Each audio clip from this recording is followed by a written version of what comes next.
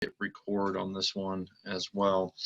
So, all right, we're starting our training program, our in-office training program from the beginning, if you will, on that Word document I sent you all this morning. Some of the different classes that I want to get everybody through that's in our office. And I know, Pam, you've probably been through some of those now, and I know, Tom, you haven't. So we're just going to start from the top here at the buyer consultations and work through.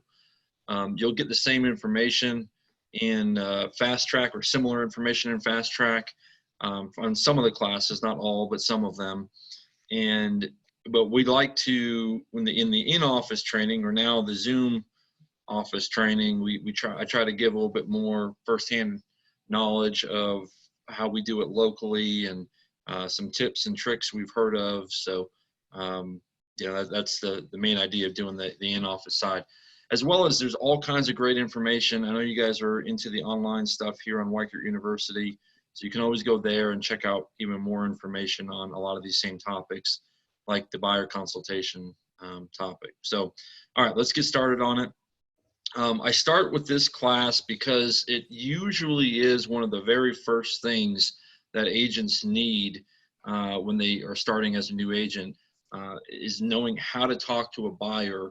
And it's so crucial to your success on doing it the right way, because there's a lot of agents out there that will simply pick up on a buyer call, and they'll say, hey, we saw you at hey, Wayman, how's it going? Hey, sorry, man. I'm trying to join on with my computer, but I got to join on my phone now. All right, no worries. I actually just got my sorry to interrupt the class. I actually just got my background check done, so I'm trying to set up my test as well. Oh, great. Good. Yeah, it came on today, just now, like 15 minutes ago. So anyway. Awesome. Sorry. Good deal. Yes. All right. All right. So again, a lot of times new agents will get a call, or they'll be in the office. They'll pick up an office call, and somebody says, hey, I saw your listing at 123 Main Street. I really want to get out there and see it.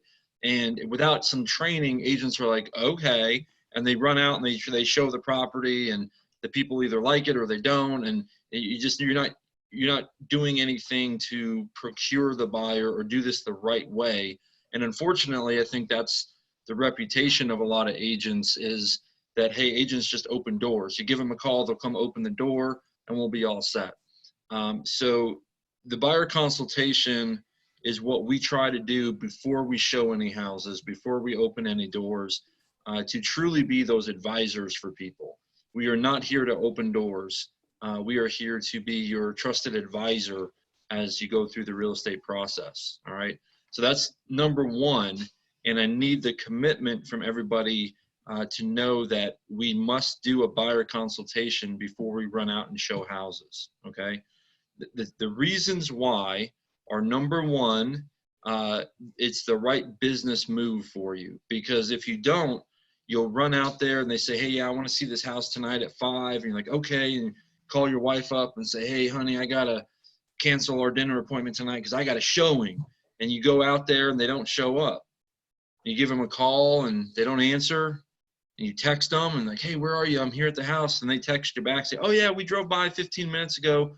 We're not interested in the area. Thanks. And you never hear from them again. That's the sort of stuff that will run you out of the business, because A, you're not making money, and B, you're getting pissed off. All right. So unfortunately, human beings are that way, where they will let you down. They won't show up for appointments, all that kind of bad stuff. So just from a good business decision, we want to have a conversation with them over the phone to say, hey, we'd like to meet with you in person to talk about what your plans are for real estate, why you're looking to buy a home, and help you make sure you're on the right track so we can have this be a successful transaction for you. And then sometimes people on the phone will say, well, I don't want to do that. I just want you to open that door for me. And those are filters. So part of this buyer consultation that we're doing, the vast majority of it is just to see if they show up. If they show up for the consultation, then there's a really good chance that they're fairly serious. I had an agent a couple of years ago now. We went through this class, and they were on the phone talking to somebody, and the person was reluctant to meet, but they finally agreed to meet up with them. And they came in, and the client said, "Hey, you know, I'm not interested in working with a real estate agent. I'm not interested at all." And the agent was like, "Okay, well, that's kind of what I do. That's what I'm here to help you with." And it kind of got more and more complicated, and the person ended up walking out. And the agent was like, "Aaron, this thing doesn't work. The buyer consultation doesn't work." And I said, "The hell it doesn't," because you just spent 5 minutes with someone, and yes, it was awkward. It wasn't fun. It wasn't what you hoped for, but that's better than going out and showing them homes for a whole day just to find out they don't want to work with you, right? So you don't want to spend weekends driving people around without having some of these conversations that we're going to talk about in the buyer consultation, okay? So I will say a couple of things. So that's okay. I'm sorry, I'm all over the place right now in my head. So that's all part of number one. It's the right business decision for you to have a consultation first before meeting them at a house, right? And then the second big reason is your safety, all right? It is the number one way, and I always kind of say this, I don't know how this is going to play over Zoom, probably not as well, but if I was a bad guy, if I had bad intentions, knowing what I know now, I would just call realtors and I could do whatever I want to them at a house. You know, we're so stupid when people call us up and say, "Hey, you know, I'm interested in this $2 million house. Could you come show it to me?" And we start hyperventilating, you know. "Okay, yeah, what do you want me to do? You want me to meet there at 9 o'clock at night, no one else around, in the middle of nowhere?" "Sure, no problem." And unfortunately, people do that. It's one of the dumbest things that we could do as people. And yes, you know, Pam, it is a bigger issue for ladies. It really is. And I think you really got to be extra careful. But guys, don't think, you know, Wayman, I know you're into martial arts and stuff, and Tom, you look like you can take care of yourself. But people, you know, you'd be surprised. You know, when I've had shotguns pulled on me before. I've had, you know, you go to some of these places with no trespassing signs. I mean, you just don't know what you're getting into. So just because you think you're a guy and, you know, you're not going to have any safety issues, that's fine, but don't be stupid about it. You know, don't meet someone in the middle of the night that you've never met before at a vacant house a mile from anywhere. That's just not good thinking. So the second big reason is that safety issue, okay? All right, so let's get into the consultation a bit, and we'll kind of delve out the business reasons for doing this as we go through that. So I'm starting here at Weichert 1, just so I can show you where you find the consultation. We have it printed out here at the office.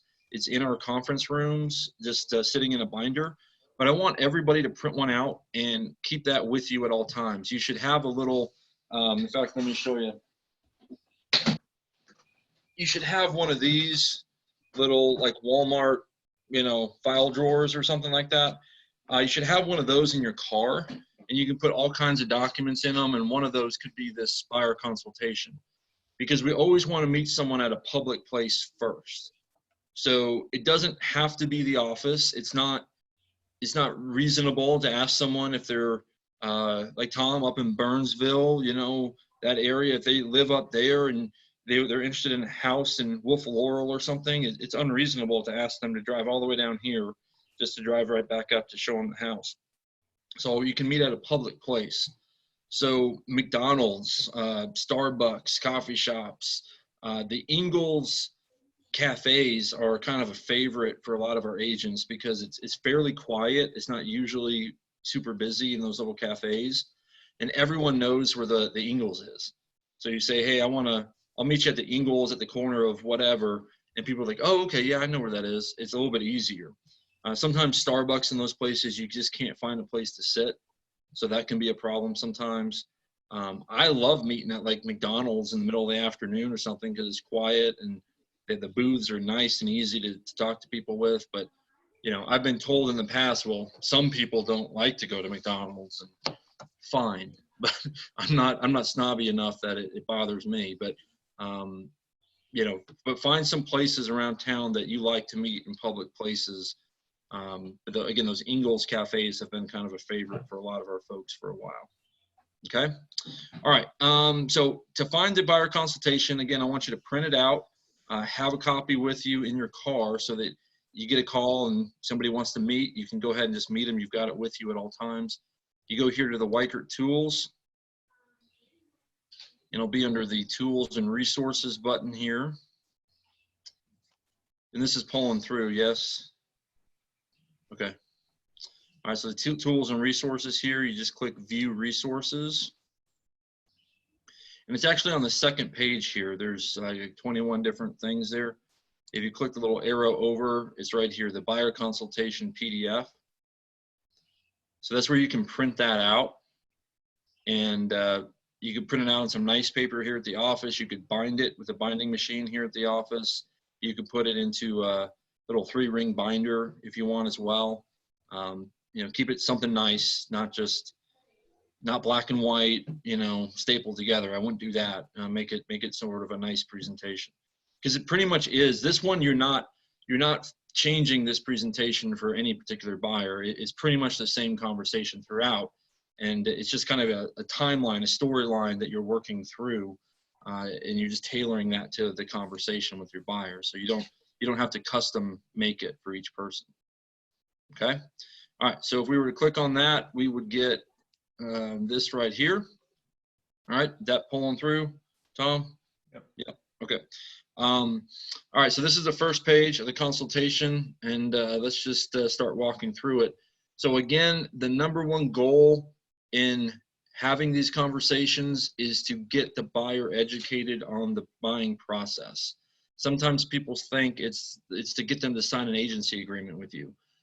That is certainly important, but I don't care if we sign an agency agreement if they can't buy a house, right? I don't care if we sign a buyer agency agreement if the husband and the wife have no idea what they're looking to buy. They're on totally different pages of what we're buying. So the main purpose is to educate the buyers and help walk them through the process, okay? Now, one of the things that's on Zoom that's hard to show, I'll put it up on my screen here, but these packets that are in the back are labeled for buyers and sellers. So Allison puts these together, and they've got all the paperwork that you need for your buyers and sellers. So if you just, again, have a couple of these in your car, and along with your buyer consultation, you've got everything that you need right here. So it's got your working with real estate agents, your buyer consultation, I'm sorry, not the buyer consultation, your buyer agency agreement, you know, all that good stuff is in here. So I would recommend having 1 or 2 of these in your car. That way you're ready to go when the time comes, okay? Again, one thing that is hard to show on Zoom, but especially if you have a oh.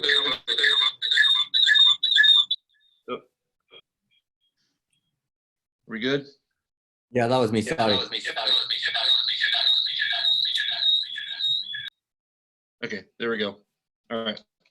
One of the things that, again, it's hard to show here on Zoom, but if we were meeting here at the office with somebody, what I'd like to do with this packet is have the packet here, you know, on the desk or on the in the conference room, not right up in front of them. The buyer consultation can sit right in front of them, facing them. The packet could be off to the side. And then I do want to have my working with real estate agents and buyer agency agreement out of the packet, and I want it showing, not right up in front of them, but just in arm's reach. I know you can't see this, but like if I just put it like that, right? So it's like barely just in arm's reach on my desk. So it's not right up in front of anybody. This psychologically, it makes a big difference, because if I have it down below in my bag and we have I'm meeting with the buyer, we're talking, everything's good, and then I say, all right, well, let's sign this buyer agency agreement, and I reach down from under the desk and pull these, you know, 15 pages of legal mumbo jumbo out from underneath and slap it down in front of them, all of a sudden, their just natural defenses go up and say, what the hell? Well, I'm not signing this, you know? So it's important to have that up on the desk. And then when you just simply slide it over, it's psychologically very different to someone's perception. You're being upfront, you're being honest, you're being clear about what the intent is. It's right there on the table, and you just slide it over when that time comes. So I call that setting the table, right? So when you have a chance, even if you're meeting at the Ingles Cafe and you get there before them, which always try to get there before them, you can set the table, kind of have that off to the side, not right up in their face, but off to the side, and that's a big help. The other key thing that does is sometimes people will walk in the door and they'll see that sitting there and they'll say, "What's this?" "No, we're not signing nothing." And again, that's a good thing. If they say that, I'd rather know now than I would an hour from now after talking to them, or certainly after showing them a bunch of homes. So obviously that's not the reaction we're looking for, but if it happens, it gives us a chance to address it right now and try to work through that and find out. Because in 2-3 minutes of conversation, if they're like, "No, I don't care what you say, I'm just not signing with you," well, there's the door.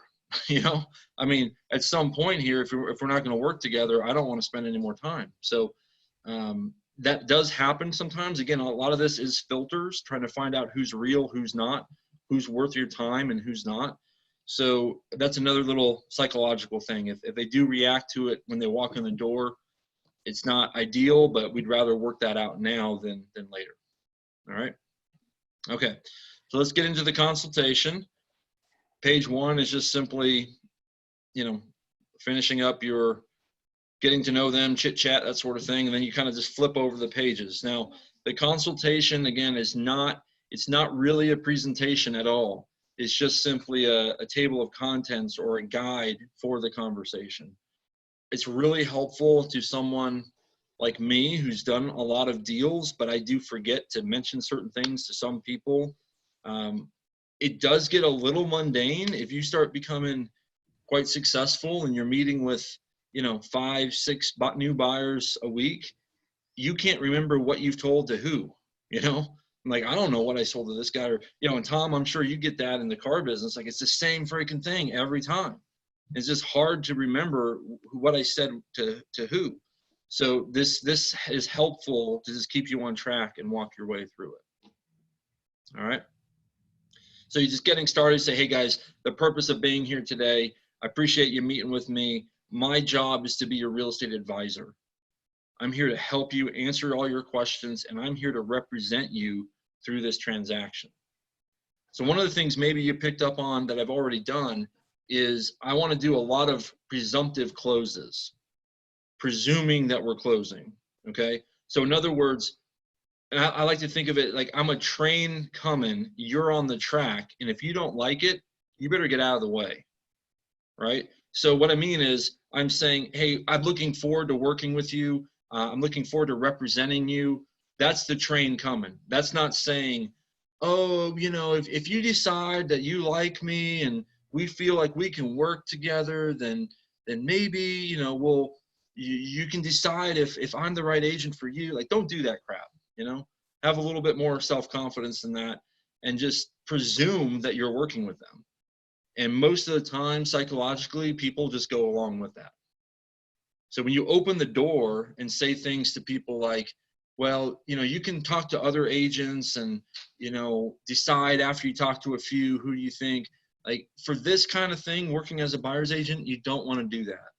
Don't open those doors, keep them shut, and you're their agent, and they have to have the cojones to say, "No, you're not my agent." Right? So make them do that. All right. So guys, I'm here today to find out more what's going on with the market, what's going on with you guys, explore the home buying process, answer all your questions on that, what it's like to work with me, how I work as a real estate agent, and then get you ready to start searching for your new home. Okay. So first things first, what are we doing here? What's the plan? That's kind of how I would view this page, right? It's where we want to find out their motivations. All right, so let me fast forward here just a second. The next slide is for them to tell you about the home. And I bring that up now because sometimes on here, people say, well, we're looking for a 3-bedroom, 2-bath, 1,500 square foot house. I don't want to know that yet. So if they start doing that, you need to stop them and say, "Okay, great, guys. Let me flip a page here. I'm going to talk about that in just a minute. And that is very, very important. But before we talk about the home, I need to know about you. What is your plans? What is your motivations for buying a house? And then be quiet and let them go. Now, this is more of a interview, conversation between you and them. And so the more they talk, the better. And it's going to be a little weird because on this kind of training format, I'm running my mouth. And if I was doing this live, though, it'd be much different. It would be more asking questions and sitting back and letting you answer, using things like pausing, right? So you say, well, tell me about yourselves. And you might have to pause for a while before they start talking, right? So be used to that uncomfortable pause. And I know, like Tom, I know you're used to that. And Wayman, you're probably used to that too in some sales things that you've had to do. So you just gotta interview them. And the best example, honestly, is Oprah. If you watch how Oprah interviews people, she asks a question and she sits back and stares at them. And all of a sudden they start opening up and opening up and opening up. So, if you ever want to learn more, get the kind of, 401 level type stuff of doing a consultation, look at how some of the experts of interviewing do that. And that's essentially what we're doing here. Okay. So again, don't let them give you a short answer here. So you say, well, why are you moving? Oh, we just feel like it's time to buy a house. Okay. Tell me more about that. And they might say, well, we've been renting for 5 years and my dad told me, investing in real estate's a good idea. And so we're really looking to start doing that. Okay. You get a little bit more information. Or sometimes you say, what are we doing here? Like, we need a bigger house. Okay. Why? Why do we need a bigger house? And they might say, well, my wife's pregnant with quadruplets and my mother-in-law is moving in with us. And like, oh, shoot, So it kind of gives you an idea of where they're at, what they're doing. In this scenario here where they're pregnant, there's usually a deadline, right? Sometimes the deadline is after pregnancy of them saying, we ain't doing jack until after the baby's born. Or a lot of times it's, hey, we need to be moved by her 6th month. We're not moving when she's 8 months, 9 months pregnant, right? So all of those motivations are really, really what matters. The little personal story I can tell you here that is still very emotional to me on why we need to ask these things. It's ammunition that you can use later against them. And not in a negative way, but in a positive way. Your job is to help them get what they truly want. So in this moment, as they're beginning the process, they're going to be honest with you and tell you what they truly want and what they truly need.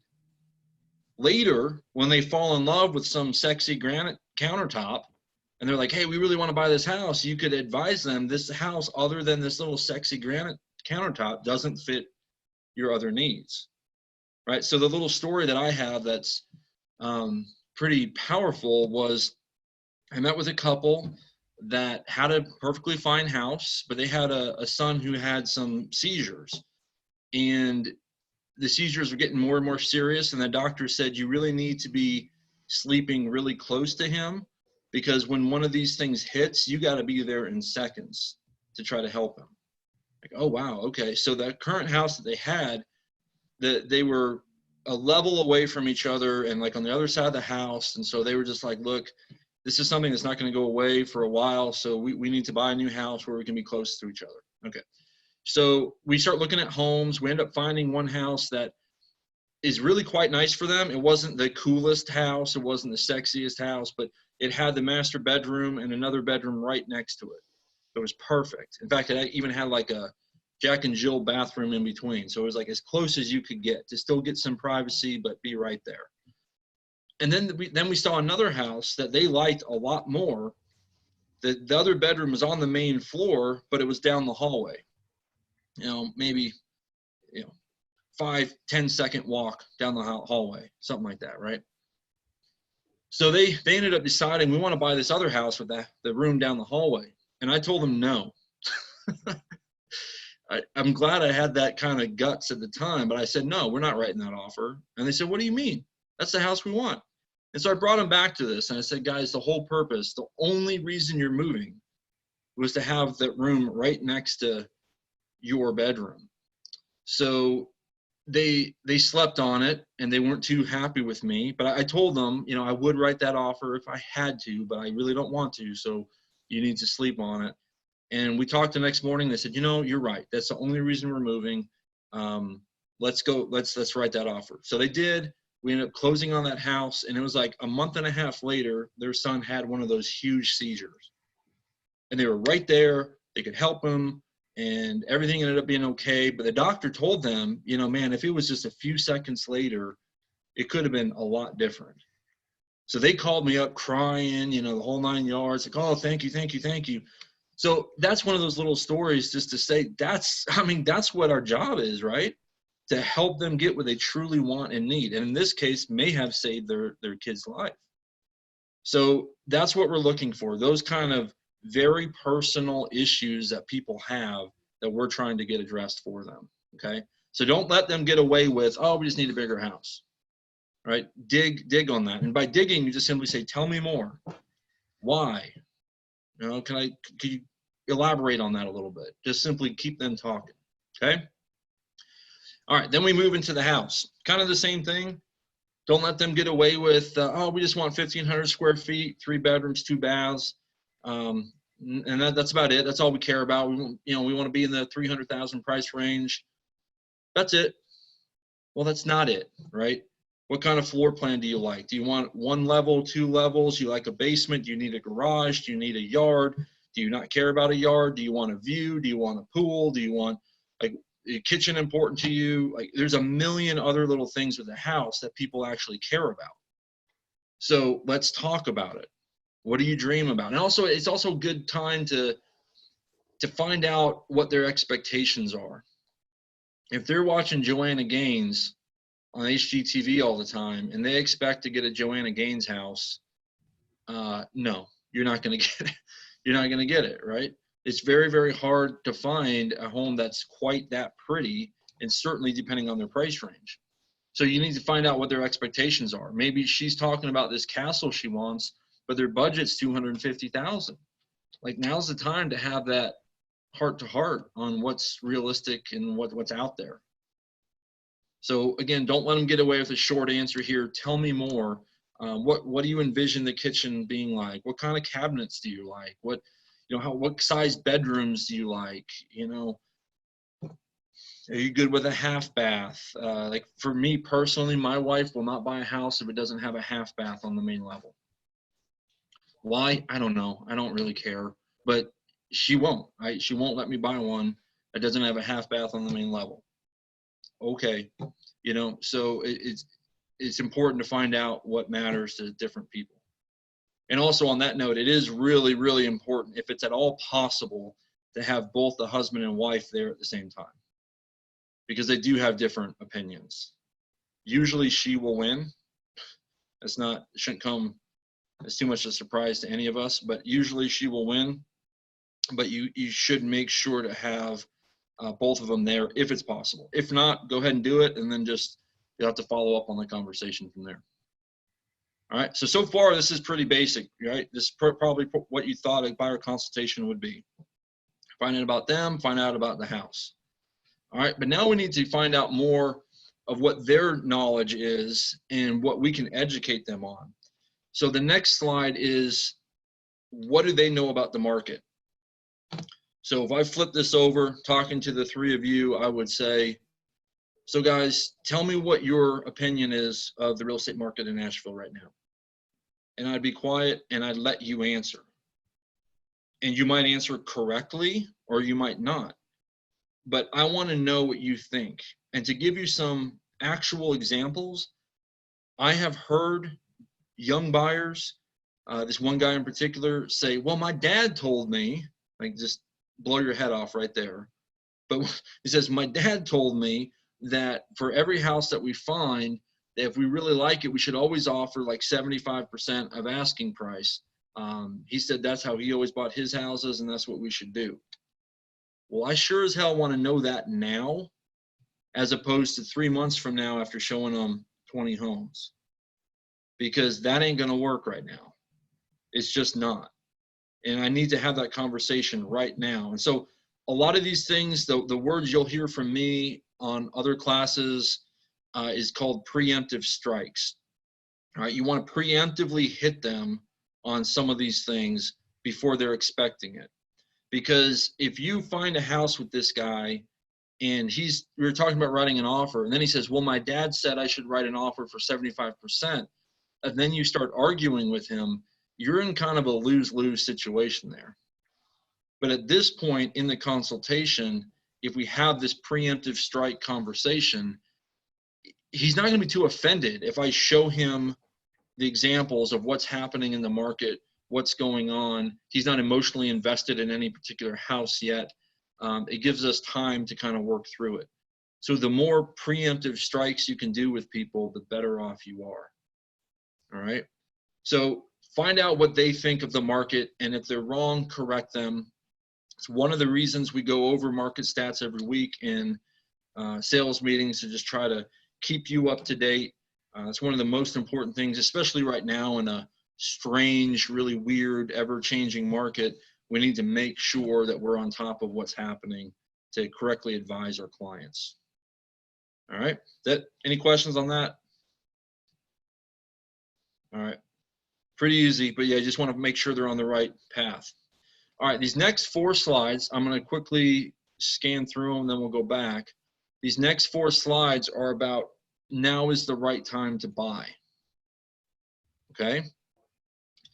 So if during the conversation on their motivations, they said, hey, you know, we need to buy right now. We need to get going on things, and we need to buy right this minute. Do I need to go over these 4 slides? No. But one little tip that I've learned the hard way is don't just skip them. All right. So what I mean is, like, say if this was the buyer consultation, I don't want to just skip the whole 4 slides. I want to kind of quickly go through them and say, hey guys, these next 4 slides are to talk about why it's a good time to buy now, and I wouldn't wait. But since you guys already are saying you don't want to wait, we're just going to kind of go through those and we'll move on to the next topic. Because I find when you just flip them, they think either one, you're being lazy and you don't want to go over everything with them and you don't care about them, or 2, you just aren't interested in spending that much time with them, you know? So they can get offended quickly on something you meant not to offend, but just make sure you explain, hey, I'm skipping these slides because these are about now's the right time to buy, okay? Which, by the way, we're going to get these slides updated from Weichert here in the next month or 2. And you can add your own. Some of our agents add their own slides. Like right now is the ever-changing market. You could add your own slides in here too on why is now a good time to buy. But this is even a stronger graph because the 2019 rates here, they're lower now, right? They're like down here. So 2020, the rates are around 3%. So it's even more good. And that really is the best time, even though it's a strong seller's market, that is the #1 reason why it's a good time to buy right now as a buyer, because the interest rates are just crazy low. All right, so that's one point. The other point to make to a buyer is we are at this pinnacle right here where the rates are gonna go up. They are. And prices are gonna go up. Now this is the one point of some contention. Some people believe, well, I don't think so. I think prices are going to go down. There's nothing to prove that that's going to happen. So they can have that belief. I can't argue too much with them other than just to say the stats are saying no. Prices are going to continue to rise, at least for the foreseeable future. So now is a better time to buy now rather than wait a year. Interest rates are up, prices are up. Just makes it harder on you. All right, this next one is more for your analytical types that want to show, you know, looking at appreciating and depreciating time, looking at your market absorption rate and kind of where we are. Right now, we're at like a 1.5, right? So looking at how much things are going to be appreciating over time so they can see that and know that now is the right time to buy. And then this slide is always good. If interest rates were to go up even 1% at these numbers, it's costing them $166 a month. So just making sure they can see some of those numbers and how they work. All right, any questions on those? All right. All right, next slide. This is really important now, and it'd be good for you to take some real MLS sheets, recent ones. It won't be hard to find in the MLS, and print them out, just showing them that, hey, homes that are priced right and are showing well are going to sell really fast in this current market. And so it won't be hard for you at all to pull up the MLS and find homes that sold in 1 day, 2 days, 3 days. It won't be hard at all. So although this slide is good, it's even more powerful if you could show them one from yesterday that went on the market yesterday and is now already under contract. That's even more of a powerful point to make. So this is, again, one of those preemptive strikes where if you go out and you show them homes and they like a home, and then you're like, hey, you like this home? Great, we got an offer. We got to write an offer right now. Like, whoa, whoa, whoa, wait a second, man. What are you talking about? But if you talk about it here and you say, here's what's going on, and so when we get out there, when you find a home that you love, we need to write that offer right away. Now when you're at the house, you're like, okay, yeah, all right, yep, I'm ready. Let's do it. So just by saying it in a different time zone, a different context, you will get their approval on something that otherwise would be an argument. All right, so that's the purpose of that one. And then the next one's really, really important, and please don't skip this slide or just blow through it. The purpose of this slide is to just talk about the home buying process. So when I flip to this slide, I usually just like to start by saying, do you have any questions about the home buying process? And pause and see what they say. And typically they should have a couple of questions. But if they cop out and they say, no, I think we got it down pretty good, then I would say, okay, well, there's a few things that I would like to point out to you. Okay, so a couple of things I always point out to them is the due diligence period, what that means, what due diligence fee means versus earnest money. I like to point out what settlement date looks like, typical settlement date time frames, typical due diligence time frames. I always like to talk about due diligence money and earnest money. Almost every time a buyer will say, well, what's the standard due diligence money? What's the standard earnest money? Well, there is no standard, right?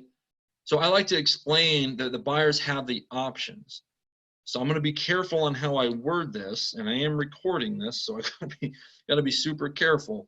But my point is that how much earnest money can someone put into a deal? Let's say it's a $200,000 sale. How much earnest money can they put down legally? Anybody?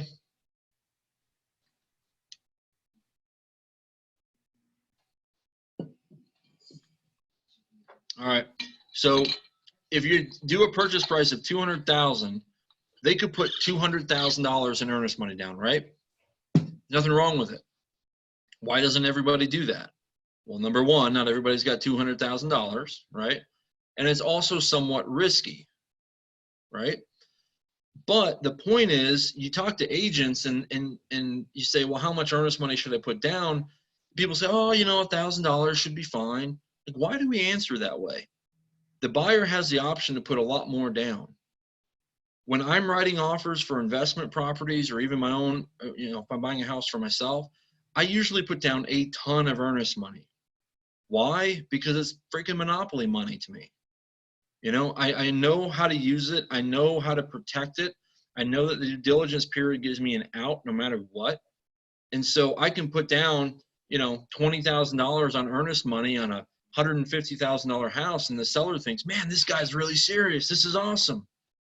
But with that due diligence date, I can back out at any time, right? So that's part of, we won't get into all that today, but it's part of leveraging contracts to make people think one thing and you're actually doing something over here. In that case, it makes people feel like, oh, this guy's super serious and he really, really wants the house and he's not going to back out.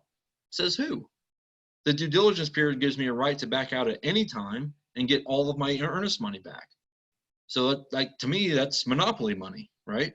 Now, it's not quite that simple. There are some other things involved there that we have to be careful to explain to clients. But my point is, you talk about that at this slide, talk about what their options are, what due diligence is, how much is typically put down, but what their options are. Like if I was buying, I don't know, if I was buying, I don't know, my neighbor's house or something that I've been in 100 times and I know everything about it, but I really, really want to buy it because I want to put my mother in it or something like that. I already know everything about it, right? I'm not even going to do any inspections. Then why not put down a ton of due diligence money? Like say we're in a multiple offer situation or something, I could put down $20,000 in due diligence money. It's non-refundable money.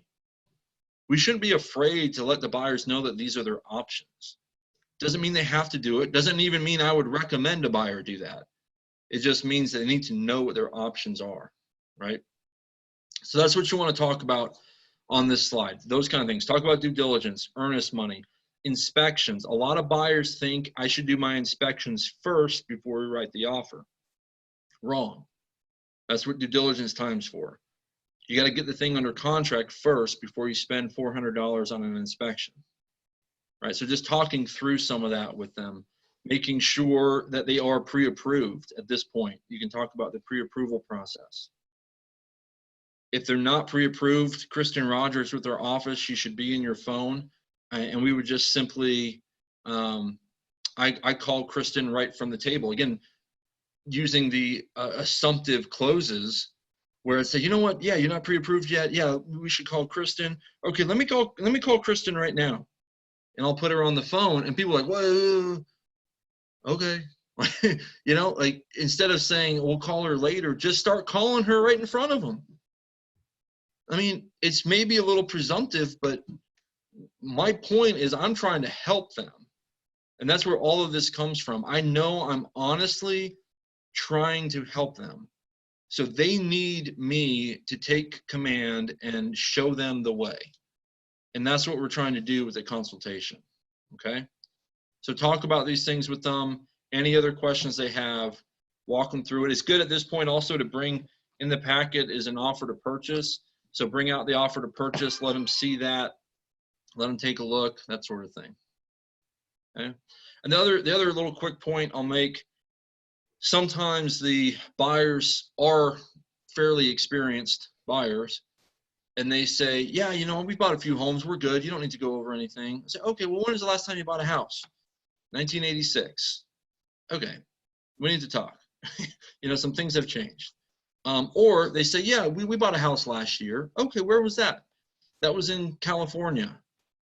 Okay, North Carolina law is very, very different, right? So don't let people get away with it just because they are experienced in real estate. That doesn't mean they understand our contracts. The Florida, we get a lot of Florida people up here. The Florida contracts are very different than ours, totally different philosophies. So you've got to make sure you go over things with everybody. All right, so you go over that. Now you get into more of getting them to work with you, okay? So the first thing we talk about is as your agent, right, another presumptive close, when I'm working as your agent, I will always negotiate for your behalf. The best correlation I can give you is it's like as an attorney. If you got in trouble with the law and you were in front of a court, you would have an attorney, and that attorney has to do everything in their power to negotiate and work for you and in your best interest. That's the same fiduciary duties that I have as a real estate agent, right? And I like to use the word fiduciary because I'm not a very smart guy, but fiduciary is one of those kind of like words like, oh, wow, okay, well, he knows what he's talking about. But it's a word that we all know being in real estate, getting a real estate license, because it is part of what we do. So sometimes using some of those key words can kind of really hammer it home to people, and that's one of those that I like to use. So again, I'm always going to work with you. I'm knowledgeable and skillful at pricing homes, and I will help show you what the market is bearing for a home so I can help you get the best price possible. And that doesn't mean always getting you the lower price.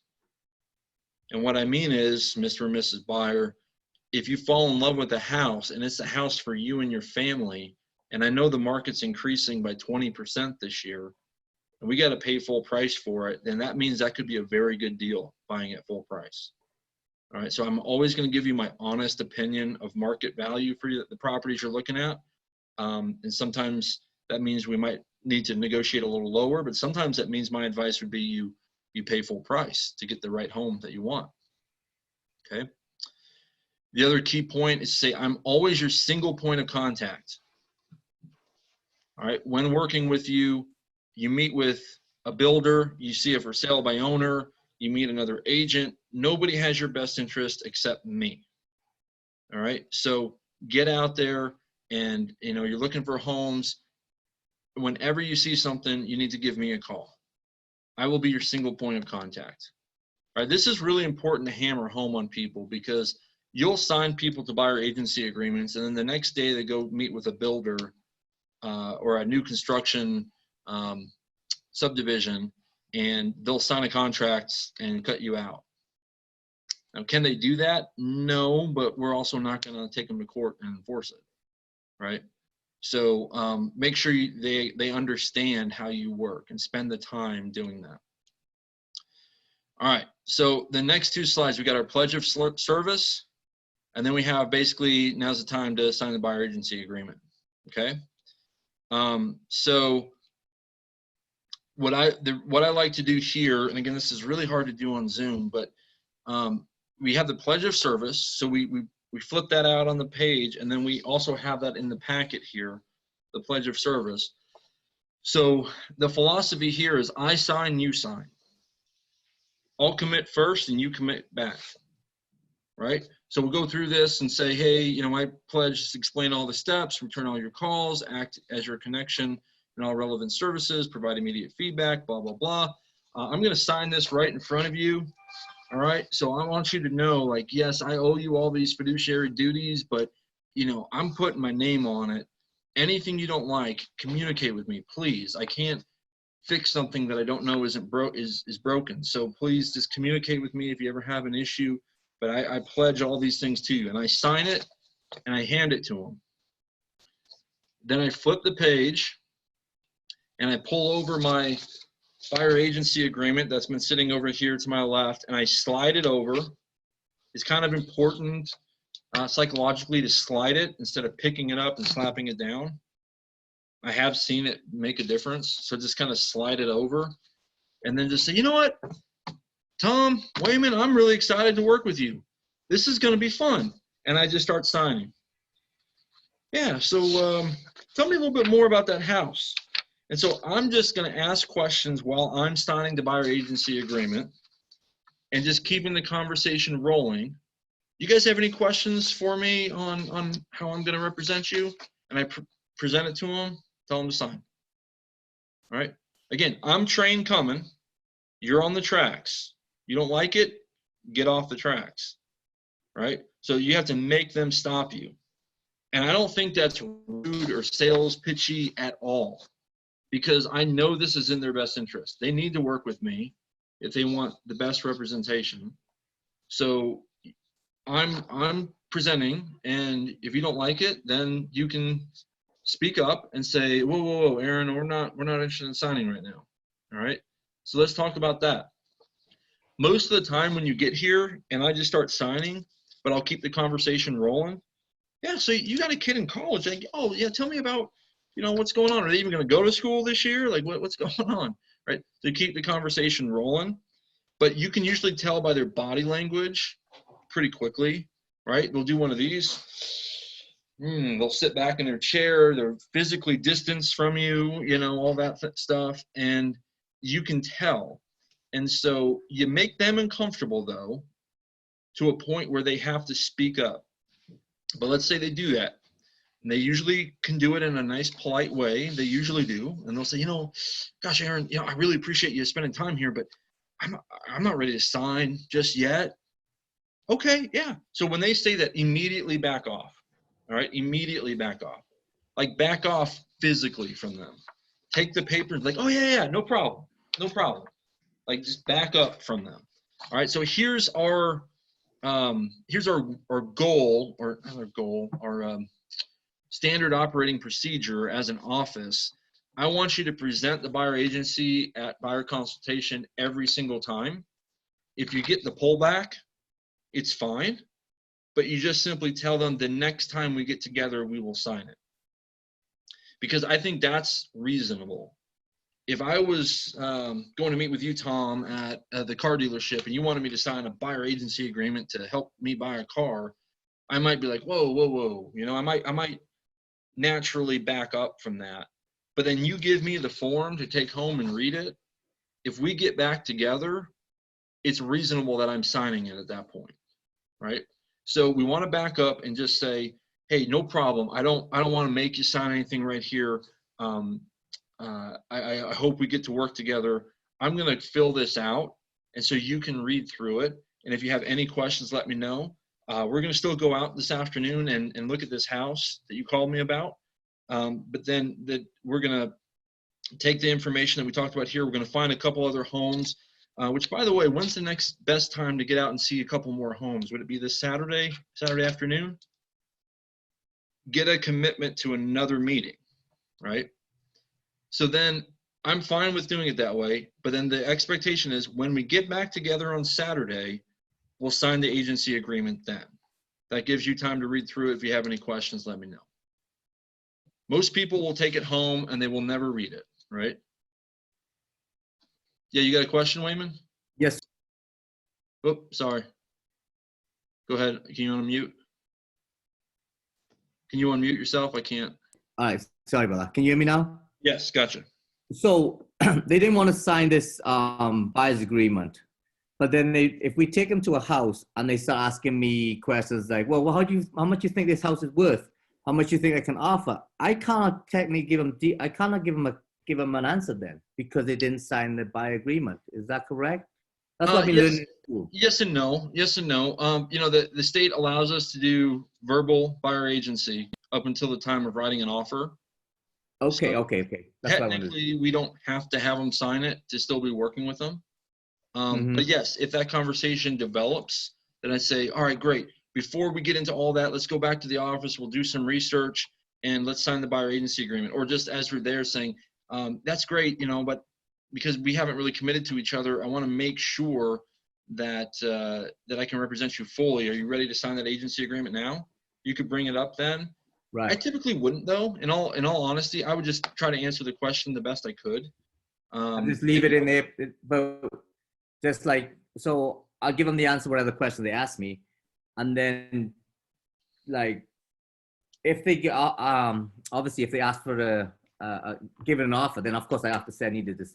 But then you're thinking on Saturday when we have the next meeting, that's when I definitely need things, because then I should be saying, look, I could be on the seller's side and I don't want to do your confidential stuff, etc. Is that how you want to play the game like that? Exactly. And so you'll get some people, they're usually attorneys or doctors or people that think they're really smart, and they're academically smart, but they're usually street stupid. And they'll be academically smart enough to say, you know, I read on the website of the Real Estate Commission that I don't have to sign a buyer agency agreement until we write a contract. So I want you to keep showing me homes, and I'll sign one when it's time for a contract, but not before then. To which I say, you know what, that's exactly right. Good for you. You read the website and you understand the law on that. That's wonderful.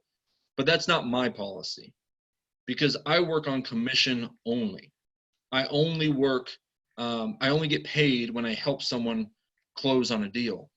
And so though I really do want to work with you, and I would love this relationship and try to help you out, I can only give 100% to my clients. And if you'd like to be my client, I would love to do that. But if you're not willing to commit to me as your agent, I understand, I really do, but then I can't commit to you. And that's not fair for either of us. So if you have that kind of conversation with them, the real people, the people that will actually work with you, will say, you know what, that's right. All right, we'll sign. And then I have had agents, because I felt this pressure too, but I have had agents that say, Aaron, I just can't do it. It's a $800,000 sale. I can't like break up with him, you know? And the reality is, though, those are the clients that will be problem for you. Those are the clients that you'll end up in court with. If they're going to act that way about signing a buyer agency agreement and they're not willing to commit to you, those will be problem clients. And although you may end up closing with them and it may end up working out, I can tell you from experience, those will be the ones that will give you sleepless nights and headaches and court dates. So I would stay away from those people. So like I said, I would present it that way. And if we get out there on Saturday and they say, I know you said we'd sign this today, but we're just still not ready, then I'd say, well, in a nicer way, I would say, well, then I'm not ready to show you a house. I would say it in a nicer way, but we have to have that commitment. And what works for me is explaining to them how I can give 100% to my clients, but I do only have so much time in the day. So if you're not willing to commit to me, I totally get it, but then I can't commit to you, and that's not fair to either of us. So I have to spend time with my clients. I'd love that for you to be you, and kind of push them into a corner on that. And again, don't worry about some of those that will fall off and say, well, I guess we'll go talk to someone else. Like, okay, go ahead. I mean, trust me, with my experience, those people you did not want to work with anyway. Because I have forced my way through that, or just kind of bowed to the pressure and said, okay, all right. And they end up being such freaking headaches. So I wouldn't do that. Okay. Yeah, thanks. So yeah, right here is where we bring out the agency agreement, try to get all that. And then we can bring out the team of partners or our gold services, talking about, let's get you with our mortgage lender. Let's talk about your home inspections, depending on how much time you have for the buyer consultation, go through as much detail there as you can. And then basically just saying, let's go out and see some homes. If you're sitting at the office, maybe now you pull up the MLS and start looking at some homes to go see, or maybe you are going to go see a home this afternoon. So then you can say, all right, well, I'm going to do some research on finding some more properties, but let's get ready to go out and see this other home. All right. That's pretty much the main gist of it all.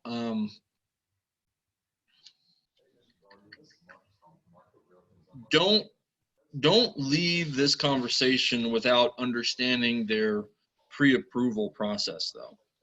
Maybe they're already pre-approved. Maybe you called Kristen while you're talking. Great, but have something moving.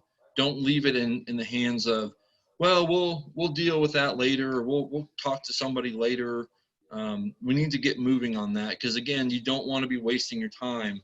And over the years, I've gotten pretty good at just listening to how some people talk, and you can tell if they're knowledgeable on the financial side of things or not. But even then, there's been some people that one recently that was educated, was smart, had a good credit score, or so they thought, and had money and everything's financially good with their situation, but someone had stolen their identity. They didn't know that yet. And so they thought they had an 800 credit score, and in fact they should have, but it was down to like 550 because some jackwagon had stole their identity. And so they had to obviously have to go get that fixed before they can go buy a house. And so sometimes that's the case, but you just can't always tell for sure what people's financial situations are. I've been surprised both ways on that. But no matter what, you just go ahead and have them get pre-qualified. It's also, I'll mention it here, it's very, very important that they give Kristen a call. All right, Kristen Rogers with Movement Mortgage. If they come in and they're pre-approved with Wells Fargo, it doesn't work. That's not good enough. Okay, these people are hiring us to be their advisors, to be their confidants. And so if they want to get a mortgage with Wells Fargo, you have a better than 50% chance of that closing being delayed because they can't seem to close it on time. You have maybe a 20% chance, I'm making these numbers up, but in my experience, they're about right. You have probably a 1 in 5 chance of Wells Fargo in the last 2 days saying, nope, we're not going to do the loan anymore. What? They've done that so much to us over the years. Bank of America, same thing. SunTrust, same thing. All the big banks you need to stay away from. And buyers don't know that. And they'll say, well, why? Why should we stay away from them? Because the big banks they literally have policies. I've heard the Bank of America president say customer service is not our priority. They do not care. They buy the mortgages from places like Movement Mortgage, and that's how they function as a bank. But as far as us getting the thing closed, you don't want to be with the big banks. You just don't. So of course it's the buyer's decision. So if they insist on closing with Wells Fargo, fine, that's their choice. But we have now warned them, and so if it falls apart, we kind of get to look like the good guy and say, I told you so. So make sure we're advising them on all those things, and they are with good lenders that can actually get the job done. Okay. All right, so that's the brief summary there of buyer consultations. Again, maybe most importantly, the idea is to meet with people first, meet at a public place for your safety, and then sit down and go through this stuff. When you're on the phone with people and you're suggesting to meet for a buyer consultation, advisory session, or whatever other word you want to call it to make it sound good, you will get buyers that say, well, I don't want to do that. This is your filter. You need to be able to explain to them why you need to do it. You don't always need to tell them like, hey, you need to do this as the buyer. Like, I need to do this as your agent. I need to understand what you have going on. So like, put it on yourself. But say this really is a very important task. And if they don't agree to that, then you bring up the safety. And I used to always like to say, for your safety and for mine, we got to meet at a public place first and talk a little bit before we get out there and see this vacant home. That seems to work, because then I'm kind of semi-threatening you, right? You know, for your safety and for mine, we got to meet at a public place first. And that seems to kind of get people to say, all right. I have had people on the phone say, well, I don't really care about safety. Oh, red flag, red flag on those people. And again, it is a filter. So don't be upset when people won't meet you for your buyer consultation. All that means is that you just saved yourself a lot of time of wasted effort. Because every really good buyer that I've ever worked with wants to, loves to, insists on sitting down and talking about this stuff. So it is a filter from finding out who your looky-loos are and who your really good buyers are. All right. Good. Any questions I can answer on that?